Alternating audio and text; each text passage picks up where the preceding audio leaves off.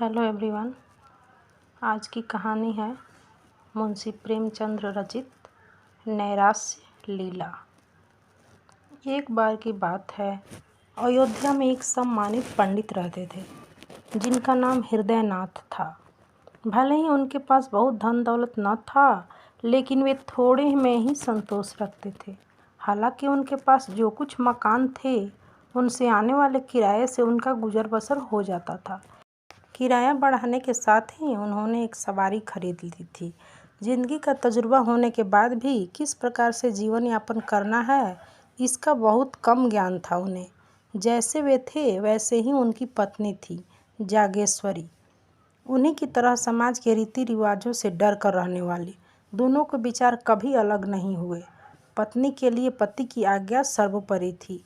जागेश्वरी भगवान शिव की उपासना करने वाली और हृदयनाथ जी वैष्णव थे, लेकिन दान व्रत आदि में दोनों की समान श्रद्धा थी, यानी दोनों धर्मनिष्ठ थे।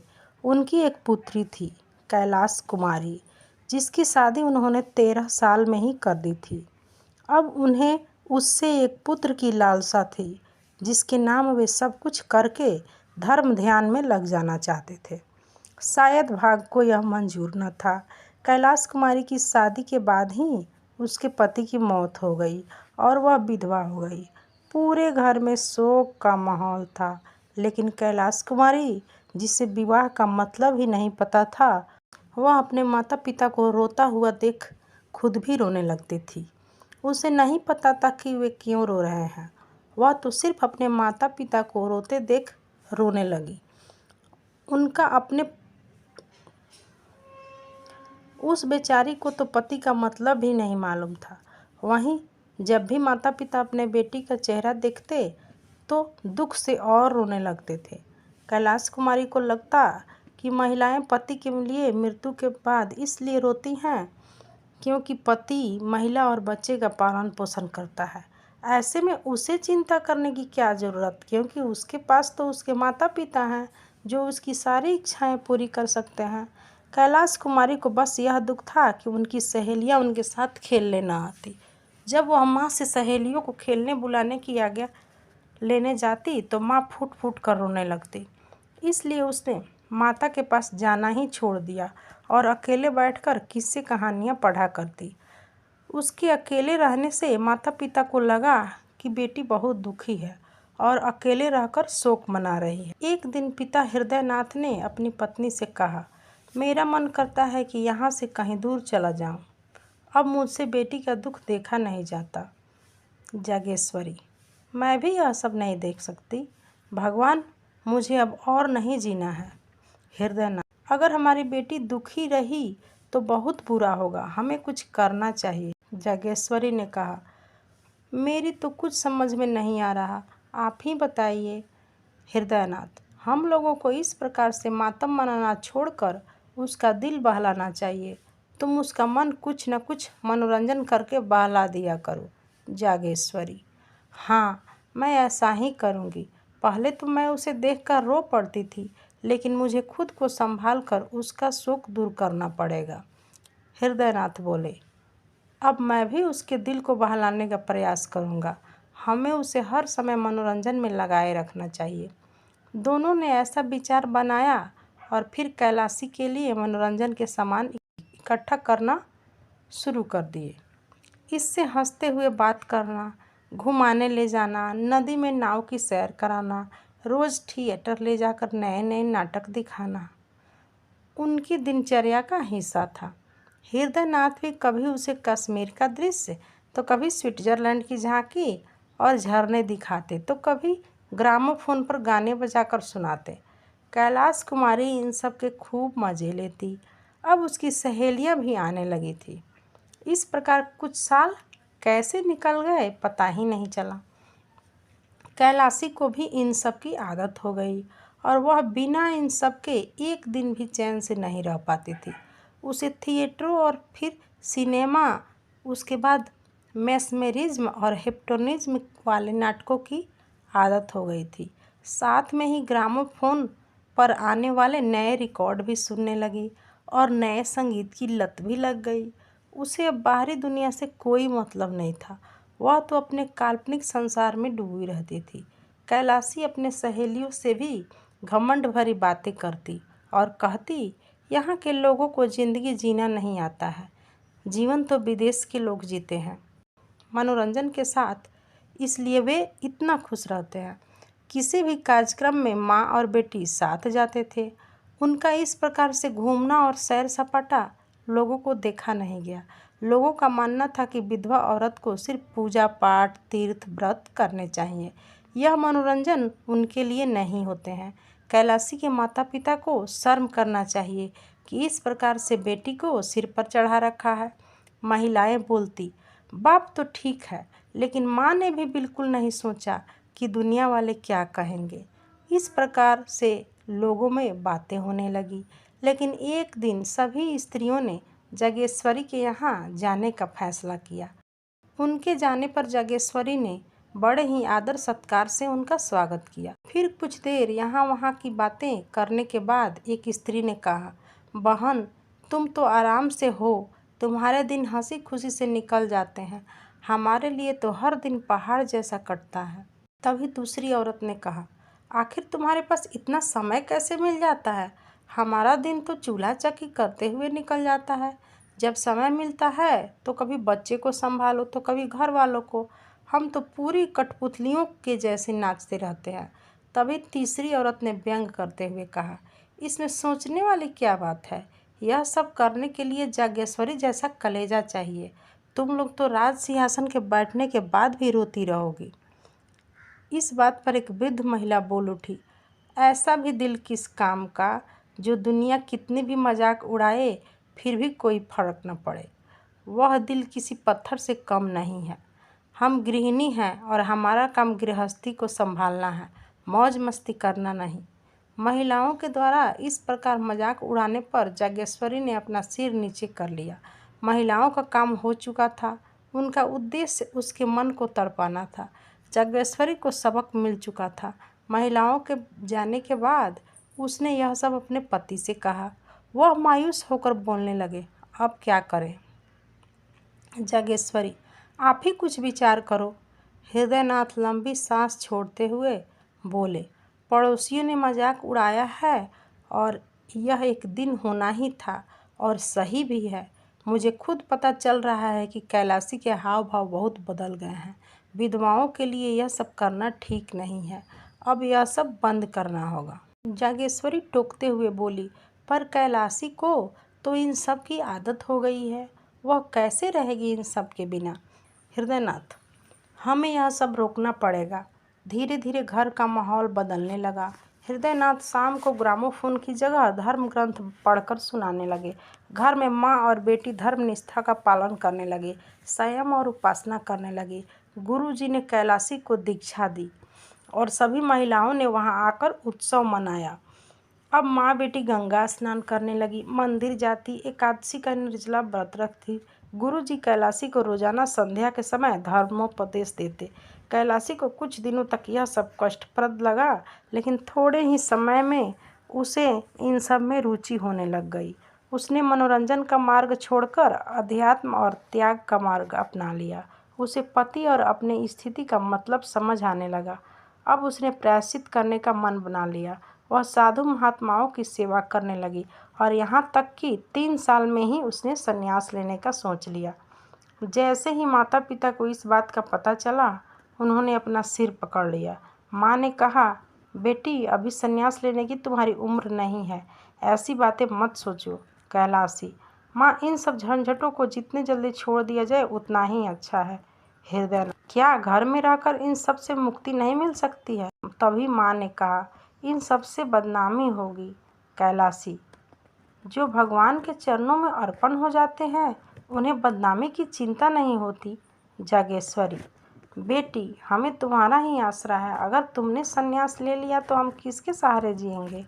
कैलाशी, भगवान ही सबका सहारा है माँ। अगली रोज यह बात मोहल्ले वालों को पता चल गई। शुरू में उन्होंने आपस में खूब मजाक उड़ाया, लेकिन फिर कुछ पुरुष इस गुत्थी को सुलझाने के लिए हृदयनाथ के यहाँ आए। एक सज्जन बोले, क्या तुमने सुना है कि डॉक्टर गौड़ का हुआ प्रस्ताव बहुत अधिक मतों से मान लिया गया है? दूसरे व्यक्ति ने कहा, ये लोग हिंदू धर्म का नाश करके मानेंगे। तीसरे व्यक्ति ने कहा, नाश तो होगा ही, जब हमारे साधु महात्मा ही मासूम लड़कियों को बहकाने लगे हैं। हृदयनाथ, मेरे साथ भी कुछ ऐसा ही हुआ है, आपको तो पता ही है सब कुछ। पहला व्यक्ति, आपके ही नहीं हमारे साथ भी हो रहा है। हृदयनाथ, आप लोग कोई रास्ता निकालिए। पहला व्यक्ति, आपने उसे समझाया नहीं था क्या? हृदयनाथ, बहुत समझाया और अब हार गया, किसी की कुछ नहीं सुनती। तीसरा व्यक्ति, उसे इस मार्ग पर नहीं लाना चाहिए था। पहला व्यक्ति, अब पछताने पर क्या होगा? कुछ लोगों की सलाह है कि विधवाओं से अध्यापिका का काम कराना चाहिए। दूसरा व्यक्ति, सलाह अच्छी है, आस पड़ोस की कन्याएं पढ़ने को आ जाएंगी और लड़की का भी मन लग जाएगा। हृदयनाथ बोले, मैं उसे फिर से समझाऊंगा। जैसे ही लोग गए, हृदयनाथ ने कैलाशी को समझाने का प्रयास किया। पहले तो हृदयनाथ को कैलाशी कुमारी को समझाने में कठिनाई हुई, लेकिन धीरे धीरे कैलाशी की सोच बदलने लगी और वह मान गई। हृदयनाथ ने मोहल्ले वालों की बच्चियों को जोड़कर पाठशाला शुरू कर दी। पंडित जी खुद कैलाशी के साथ पाठशाला में पढ़ाने लगे। कुछ ही दिन में पाठशाला चल गई और दूसरे मोहल्लों की बालिकाएं भी आने लगी। कैलाशी कुमारी पूरे दिन लड़कियों के साथ रहती, पढ़ाने के साथ साथ उनके साथ खेलती, सिलाई सिखाती रहती। अब पाठशाला एक परिवार बन गया था। किसी भी लड़की के बीमार होने पर कैलाशी उसके घर जाकर उसकी सेवा करती। एक दिन की बात है, पाठशाला की एक बच्ची को चेचक निकल गया। अब कैलाशी उसके घर उसकी तबीयत के बारे में पूछने गई। लड़की की तबीयत खराब थी। कैलाशी को देखकर ऐसा लगा कि उसके सारे दुख भाग गए। 1 घंटे बाद जब कैलाशी जाने लगी तो लड़की रोने लगी। लड़की उसे छोड़ने के लिए तैयार नहीं थी। हृदयनाथ जब भी कैलाशी को बुलाने के लिए आदमी भेजते, वह मना कर देती। कैलाशी 3 दिन तक उस लड़की के घर रही। अगले दिन जब लड़की की तबीयत में सुधार हुआ तो वह घर आ गई, मगर जैसे ही नहाने के लिए तैयार हुई कि तभी एक आदमी दौड़ता हुआ आया और कहने लगा कि लड़की की हालत नाजुक हो रही है और वो आपको ही याद कर रही है। हृदयनाथ में गुस्से में कहा कि किसी अस्पताल से नर्स बुला लो। फिर कैलाशी ने कहा, बाबा आप गुस्सा मत हो, उसकी जान बचाने के लिए मैं 3 महीने तक उसकी सेवा कर सकती। हृदयनाथ बोले, तो फिर पाठशाला कौन संभालेगा? कैलाशी, कुछ दिन आप संभाल लो, जैसे वह अच्छी होगी मैं आ जाऊंगी। हृदयनाथ बोले, बात को समझो, यह बीमारी छूने से फैलती है। कैलाशी बोली, अगर मर गई तो आपकी ही विपत्ति टलेगी ना। इतना सोचकर वह भोजन किए बिना वहाँ से चली गई। हृदयनाथ जागेश्वरी से कहने लगे, मुझे लगता है जल्द ही पाठशाला को बंद करना होगा। जागेश्वरी ने कहा, आपने सही कहा, आखिर पाठशाला को कौन संभालेगा? हृदयनाथ बोले, मैं भी क्या करूं, जो भी उपाय करता हूं कुछ दिनों में हमें ही मुसीबत में डाल देता है। मुझे अब बदनामी का डर सताने लगा है, क्योंकि लोग कहेंगे कि लड़ पराए लोगों के घर जाती है और कई कई दिनों तक वहीं रहती है। जागेश्वरी बोली, तो आप उसे पढ़ाने से मना कर दीजिए, और क्या कहें। कैलाशी के वापस आने तक हृदयनाथ पाठशाला बंद कर चुके थे। इसे देखकर कैलाशी ने गुस्से से तीव्र स्वर में कहा, यदि बदनामी का डर है तो मुझे जहर दे दे, आपके पास इसके सिवा और कोई उपाय नहीं हो सकता। हृदयनाथ ने उसे समझाया, बेटी इस संसार में रहना है तो संसार के अनुसार ही काम करना पड़ेगा।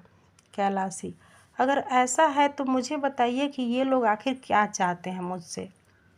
मैं क्यों संसार के नियमों को निभाने के चक्कर में एक कठपुतली बनूं? मेरे अंदर भी जान है, मुझे भी जीने की चाह है। मैं अपने आप को दुखिया नहीं मान सकती और ना ही रोटी का एक टुकड़ा खाकर रह सकती हूँ। बताइए मैं ऐसा क्यों करूँ? ये लोग मुझे जो चाहे समझे, लेकिन मैं अभाग्नि नहीं। मुझे पता है कि खुद के आत्मसम्मान की रक्षा कैसे करनी है। मैं कोई जानवर नहीं हूँ जो समाज लाठी लेकर मेरे पीछे पड़ा रहे। इतना बोलकर कैलाशी वहाँ से चली गई। इसके बाद वह अपनी लाचारी और स्त्रियों की बेबसी के बारे में सोचने लगी। उसे लगा कि महिला पुरुषों के अधीन क्यों है, क्या एक स्त्री का यही भाग्य है? यह सोचकर वह अपने नसीब और समाज द्वारा किए गए अत्याचार पर दुखी और नाराज हो जाती।